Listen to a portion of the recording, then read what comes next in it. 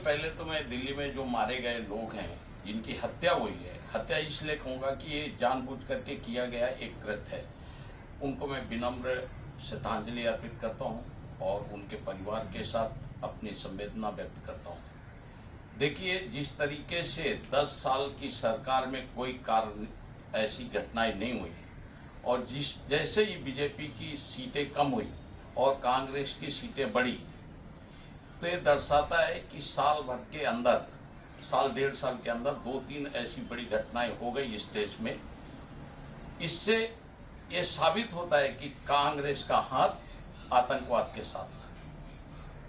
और जिस तरीके से राहुल गांधी आज हर मीटिंग में जाकर के ये कह रहे थे कि विस्फोट होने वाला है, विस्फोट आने वाला है, तो मैं देश की सरकार से और देश की जो एजेंसियां हैं, जांच एजेंसियां हैं, उनसे आग्रह करूंगा कि खास करके राहुल गांधी के इन वक्तव्यों की जांच होनी चाहिए।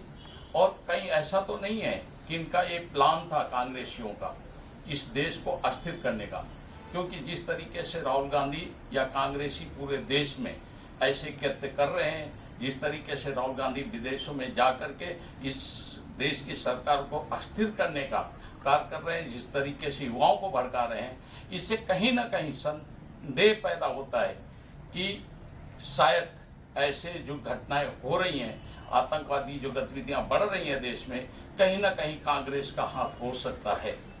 दूसरी बात, आज मैं देश आपके माध्यम से देश के प्रधानमंत्री को आग्रह करूंगा कि इस देश में जनसंख्या नियंत्रण कानून सख्ती के साथ लागू हो और जितने भी घुसपैठिए हैं उनको तुरंत इस देश से निष्कासित किया जाए।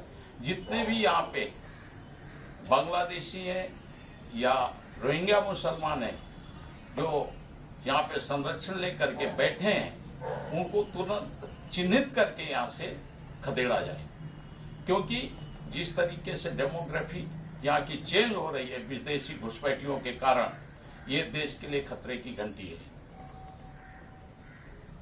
एक पढ़े लिखे डॉक्टर का नाम आ रहा है, देश के लिए कितना खतरा है जब ऐसे लोग इस काम में संलिप्त हो रहे हैं? देखिए, लोग कहते हैं कि कोई धर्म में आतंकवाद नहीं सिखाता है, ये सही बात है, कोई भी धर्म आतंकवाद नहीं सिखाता है, मगर मजहब आतंकवाद सिखाता है, चाहे वो कितना भी शिक्षित क्यों ना हो जाए।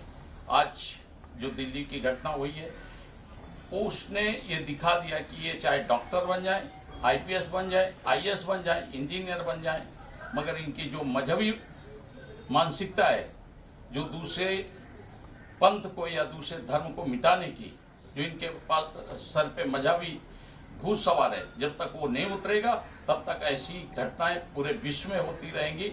इसलिए मैं कहूंगा कि ऐसे मजहबियों का पूरा विश्व बहिष्कार करे और खास करके अपने भारत में इसको बहिष्कार करने की अति आवश्यकता है।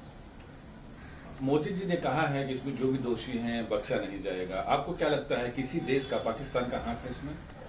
देखिए, ये तो पाकिस्तानी नहीं है, हमारे देश में ही इतने स्लीपर सेल बैठे हुए हैं कि हमें पहले उनको खदेड़ने की आवश्यकता है, उनकी ऊपर निगरानी रखने की आवश्यकता है, उसके बाद हम अन्य देशों पे आक्षेप करें। वो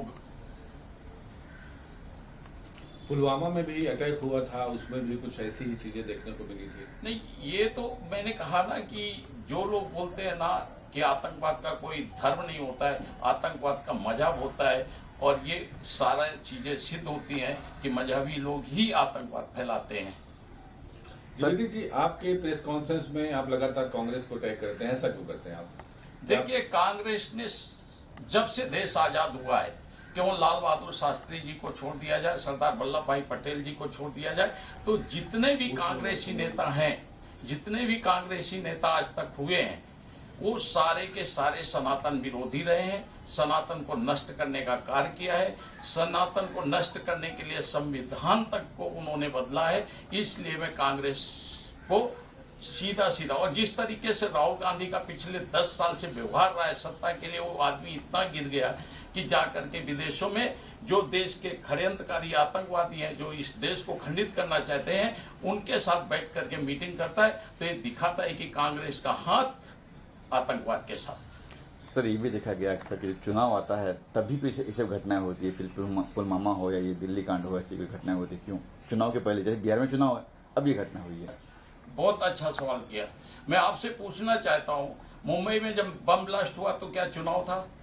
मुंबई में जब रेलवे में आतंकवादी हमला हुआ 26/11 को, तभी क्या चुनाव था?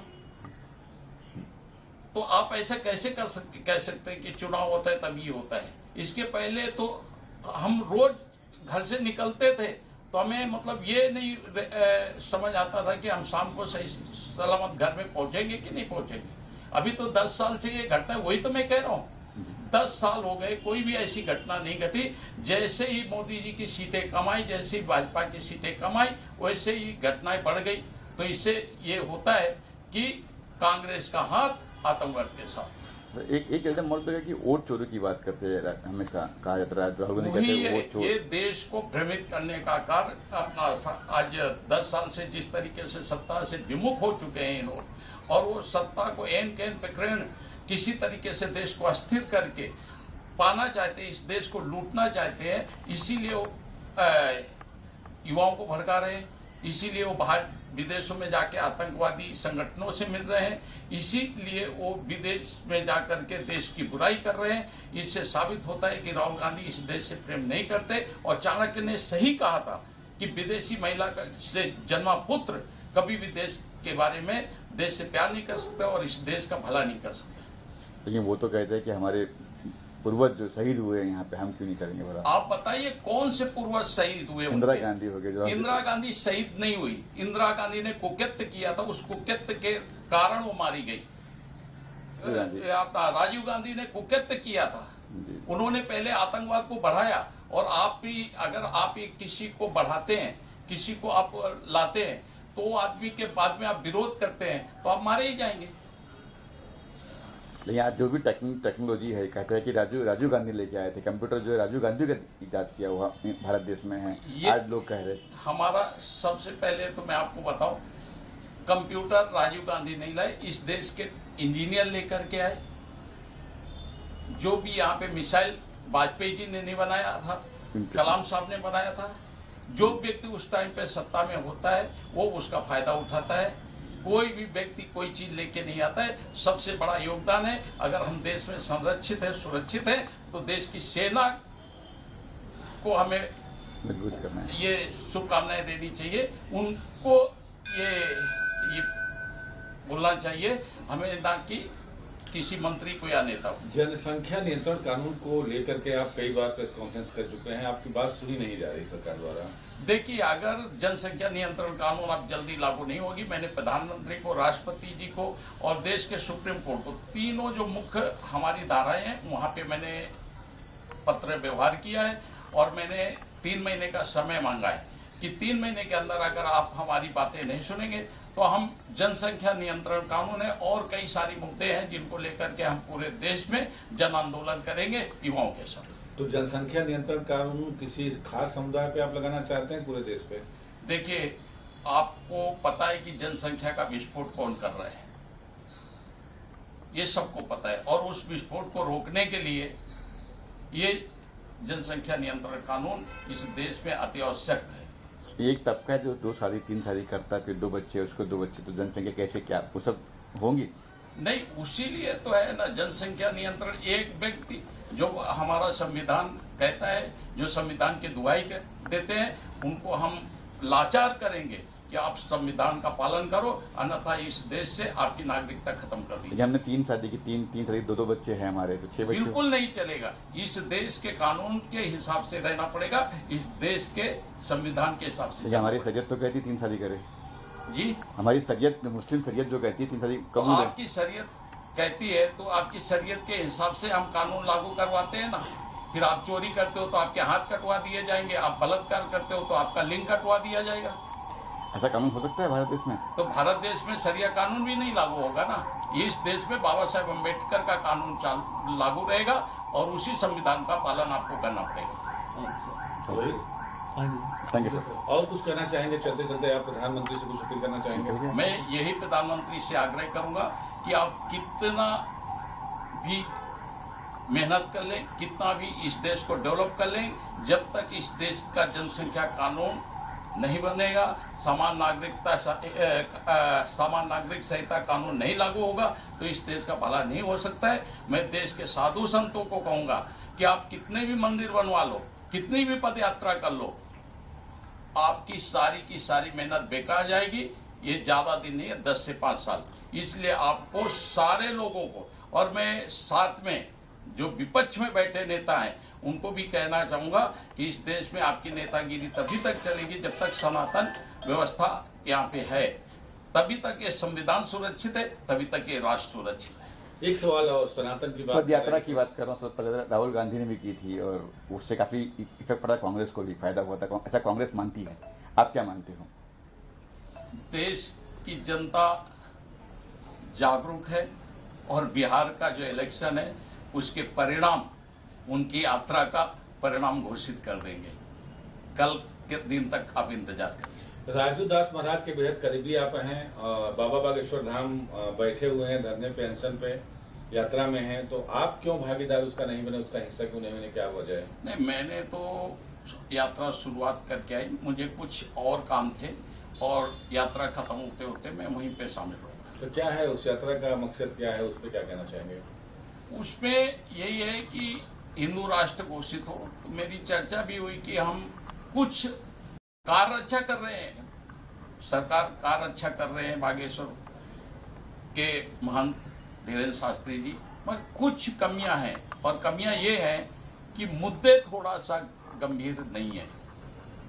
उनको सबसे पहले अगर मुद्दा उठाना चाहिए था तो, और उनको पदयात्रा करना चाहिए तो देश की जनसंख्या नियंत्रण कानून के खिलाफ उठानी चाहिए थी, समर्थन में, देश में जनसंख्या नियंत्रण कानून के समर्थन में करनी चाहिए थी। उनको अगर पदयात्रा करनी चाहिए थी तो समान नागरिक संहिता के लिए करनी चाहिए थी। उसके बाद तो हम फिर हिंदू तो है ही है। आज हमारा देश प्रधानमंत्री जो है हिंदू है, राष्ट्रपति हिंदू है, देश का मुख्य न्यायाधीश हिंदू है, हमें हिंदू राष्ट्र फिर बनाने या बोलने की जरूरत नहीं। सर कैसे हिंदू राष्ट्र होगा सर, जब यहाँ पे समावेश हर मजहब का है, हर धर्म का यहाँ पे है सर? नहीं, देखिए मैं आपको एक बात बोलना चाहता हूँ, सनातन है तभी तक हर धर्म यहाँ पे संरक्षित है, हर पंथ संरक्षित है। जिस दिन सनातन खत्म हो गया उस दिन अन्य पंथ के लोग भी समाप्त हो जाएंगे। ये आपको मैं उदाहरण के साथ, पाकिस्तान में सर्वधर्म के लोग थे, क्या हुआ? समाप्त कर दिए गए। अफगानिस्तान में हिंदू और पंजाबी और बौद्ध थे, क्या हुआ?